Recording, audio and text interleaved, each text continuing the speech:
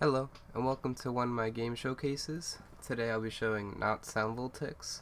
It's a rhythm game based on the idea of rainbows, and this was made in the Game a Week class. So I made this entire game in just a week, and that's it. And before I get started, just to let it be known, I didn't make either of the songs or the cover art for each of the songs because I only have a week, you know.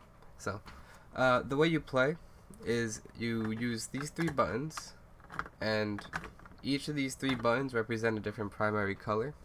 The left button being red, and then yellow, blue. And then there's one white button down here. And, yeah.